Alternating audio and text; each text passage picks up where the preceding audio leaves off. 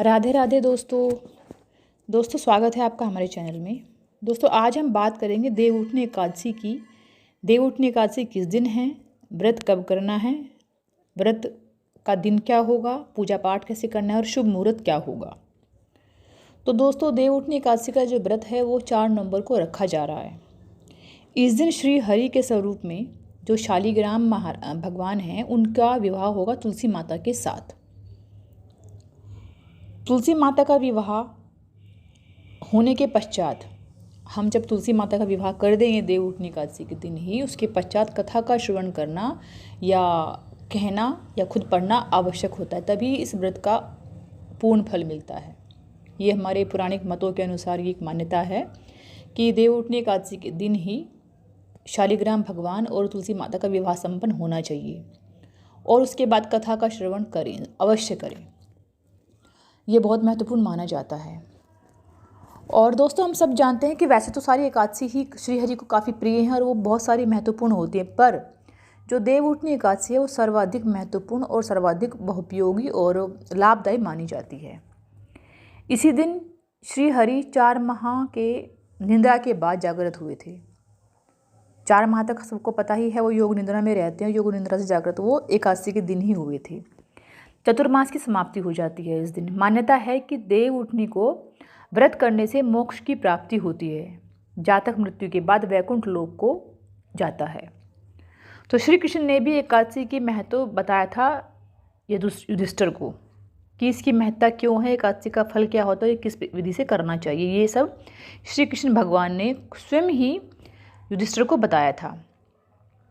कहते हैं कि देवउठनी एकादशी के दिन प्रदोष काल में गन्ने का मंडप बनाते हैं और उसी के अंदर ही तुलसी माता का विवाह करते हैं भगवान शालिग्राम से, और फिर उसके पश्चात कथा सुनते, जैसे कि मैंने पहला बताया है। अगर आप ये सब करते हैं या फिर कथनों के अनुसार ऐसा करने से हम पाप मुक्त हो जाते हैं और सारे हमारे दुष्कर्म खत्म होते हैं और हमें अच्छे फल की प्राप्ति होती है। तो दोस्तों जो देवउठनी एकादशी है उसका शुभ मुहूर्त आप नोट कर लीजिए। देवउठनी एकादशी आरंभ होगी 3 नवंबर 2022 को शाम को 7:30 बजे और ये समाप्त होगी 4 नवंबर 2022 को 6:08 पर। और देवउठनी एकादशी व्रत का जो पारण होगा वो होगा 5 नवंबर सुबह 6:39 से लेकर 8:52 तक। देवउठनी एकादशी व्रत का पारण कर लेना चाहिए 6:39 से 8:52 तक। तो दोस्तों आइए बात करते हैं जो देवउठनी एकादशी की कथा क्या है। दोस्तों पौराणिक मतों के अनुसार एक राज्य में राजा जो था वो बहुत ही अच्छा था, बहुत ही धनवान था और बहुत ही स्वभाव में वो सबका ख्याल रखने वाला था। तो उनके राज्य में प्रथा थी कि एकादशी के दिन कोई भी व्यक्ति ना अन्न खाएगा, ना अन्न बेचेगा, ना ही कोई मांस खाए, ना कुछ मांसाहारी कुछ नहीं खाना। वो खाते नहीं थे मांसाहारी, तो मांसाहारी तो वहाँ पे कोई था ही नहीं उस राज्य में।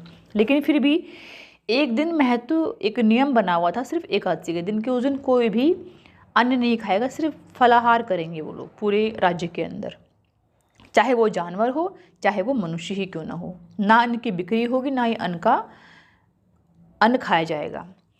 तो एक बार की बात है, भगवान विष्णु ने जब ये देखा तो भगवान विष्णु को बड़ा आश्चर्य हुआ। तो उन्होंने क्या किया, वो देवता से चर्चा की, भाई ये जो भक्त है मेरा ये इतना मुझे मानता है। तो सब देवताओं ने बोला आप महाराज इनकी परीक्षा ले लो। तो विष्णु महाराज ने सोचा कि चलो मैं इसकी परीक्षा लेता हूँ। तो विष्णु भगवान ने क्या किया, एक सुंदर स्त्री का रूप धारण कर लिया और कहीं पर रास्ते में बैठ गए। वहाँ पर राजा गुजरने वाले थे। तो जब राजा वहाँ से गुजरते हैं रास्ते से, तो राजा ने पूछा ये देवी आप ऐसे क्यों बैठी हो, आप कौन हो। तो भगवान विष्णु ने रूप ले ही रखा था सुंदर स्त्री का। तो वो रोने लगे, नाटक करने लगे, मेरा दुनिया में कोई नहीं है, मेरे माता पिता की मृत्यु हो गई, मैं बेचारी हूँ, मेरे पास धन नहीं है, मैं कहाँ जाऊँ। तो राजा को बड़ी दया आई। तो राजा ने बोला कि स्त्री आप बहुत अच्छी हो, सुंदर भी हो, तो मैं आपसे विवाह करूँगा और आप मेरी रानी बनकर मेरे साथ चलो। तो वो स्त्री बहुत तैयार हो गई। वो तो बैठी थी क्योंकि ये तो सबका प्लान बना हुआ था भगवान विष्णु का उसकी परीक्षा लेने का। तो जो स्त्री थी वो तैयार हो जाती है, परंतु वो बोलती है कि मैं साथ चलूँगी पर मेरी कुछ शर्तें हैं। तो महाराज ने बोला शर्तें क्या हैं आपकी। तो रानी उस स्त्री ने बोला एक तो जो आपका राज्य है उस पर मेरा अधिकार होगा, संपूर्ण राज्य पर। दूसरी बात जो मैं कहूँगी जब मैं कहूँगी तभी आपको वो खाना पड़ेगा जो मैं चाहूँगी, जो मेरा ऑर्डर होगा। राज्य में सभी लोग वही खाएंगे जो मैं कहूँगी और आप भी वही खाएंगे जो मैं कहूँगी। तो राजा ने हाँ भर लिया कि ठीक है रानी, मैं तैयार हूँ। तो इसके बाद वो रानी हंसी खुशी शादी करके उनकी छोटी पत्नी बन के उनके साथ महल में आ गई। तो ऐसे ही चलता रहा टाइम। तो एक दिन एकादशी का व्रत आता है, महीने में आती ही एकादशी, सबको पता ही है। तो एकादशी के दिन रानी ने पूरे राज्य को मांसाहार खाने के लिए बोला, और जो वहाँ पे रसोइये थे या फिर गांव में मुनादी करवा दी कि आज के दिन सब लोग मांसाहार ही खाएंगे और अन्न भी खाएंगे। और सब जानवरों को डालने के लिए बोला, बिक्री के लिए भी बोला, मांसाहार खाओ, अन्न खाओ। तो उसके बाद वो राजा के पास आती है, राजा को भी मांसाहार दिया गया। तो राजा ने बोला रानी ये क्या है। तो रानी ने उनको अपनी वो जो शर्त थी वो याद दिलाई कि महाराज आपने मुझे शर्त दी थी, रखी थी मेरे साथ, तो आप पूरा करना पड़ेगा आपको। ये तो आप ही ने एक्सेप्ट किया था, आप ही ने मंजूर किया था, तो आप करो ऐसा, आपको खाना पड़ेगा मांसाहार। अब अगर आप मांसाहार नहीं खाओगे तो मैं आपके बड़े पुत्र की बलि लूँगी, जो आपका बड़ा पुत्र है। तो राजा बड़ा परेशान, अगर वो खाए एकादशी के दिन मांसाहार तो उसका धर्म भंग होता था, ना खाए तो उसका पुत्र मरता। तो वो बड़ा परेशान। तो उसने क्या किया, उसकी रानी थी बड़ी रानी, जिसका वो राजकुमार बेटा था, वो उसके पास जाता है कि रानी ये जो छोटी रानी ये ऐसे ऐसे बोल रही है, और मैंने इसको वचन दिया था कि जो ये कहेगी मैं वो करूँगा, खाने में वही खाऊँगा मैं। तो रानी बोलती है कि देखो महाराज, आप मेरे पति हो और पति धर्म मेरे लिए सबसे बड़ा है, और आपके लिए भी आपका वचन एक आपका बहुत बड़ा धर्म माना जाता है। हमारे आप राजा हो तो हमारा जो राज्य है सब आपको बहुत मानता है, जो कहा आपको करना पड़ेगा, इसलिए जो रानी कहती है आप वो करो, या तो मांसाहार करो या फिर अपने पुत्र का बलिदान करो। तो राजा ने कहा कि मैं मांसाहार तो खाऊंगा नहीं, मेरे इससे भगवान नाराज़ हो जाएंगे, जो विष्णु महाराज है, विष्णु श्री हरि हैं। तो रानी ने बोला ठीक है, तो आप धर्म से मत हिलिए, अपने धर्म को अपने जारी रखिए और आप मेरे पुत्र की बलि दे दीजिए। वहीं पर पुत्र भी खड़ा हुआ था वो, तो पुत्र भी खुशी से तैयार हो गया। पुत्र ने बोला देखो पिताजी, जो माँ की आज्ञा है उसको मानना मेरा धर्म है, और आपका धर्म है कि आप अपने वचन पे कायम रहें, तो इसलिए आप सबका, हम सब धर्म का पालन कर रहे हैं, तो मेरी बलि आप दे दीजिए, मुझे कोई समस्या नहीं है, मैं तैयार हूँ बलि के लिए।